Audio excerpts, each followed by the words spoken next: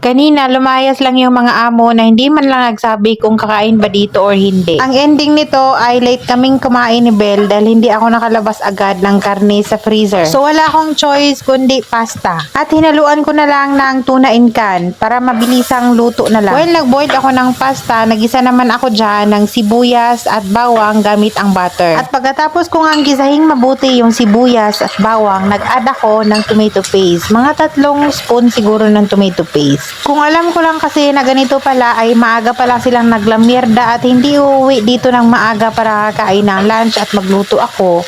So naglabas na sana ako ng pagkain or maluluto namin para sa amin ni Belle. Frozen kasi ang karne, mahirap pa yan at matagal pang mag-intay. Tapos wala din kaming kanin sa fridge. So for the go na yung pasta, pang tawid gutom na lang. Then inad ko na nga dyan yung tuna in can. Hinalo ko na pati yung oil, pang dagdag din yung lasa at nag-add lang ako ng paminta.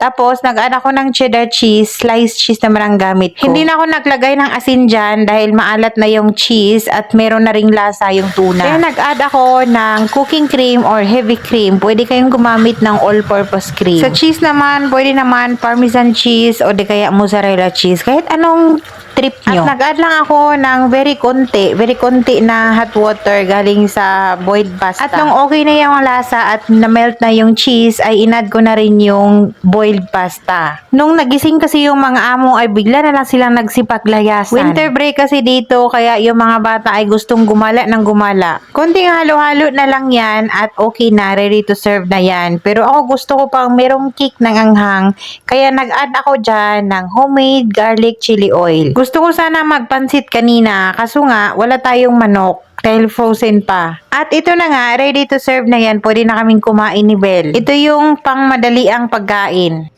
Kain! Hindi. Kakin, saan ka sa magtaking? Kasi area ko rin yan. Bago ako first area ko noon, nagtatrabaho ko sa Cookies, Bugalyon, yung sa may, saan ba to? Sa Connie, papunta harap doon hanggang mga Tarem. Tapos sumunod, from... Hindi kita dito. Ang sarap, hindi. Masarap. Masarap! Parang napipilitan lang siya, guys. Harap nga.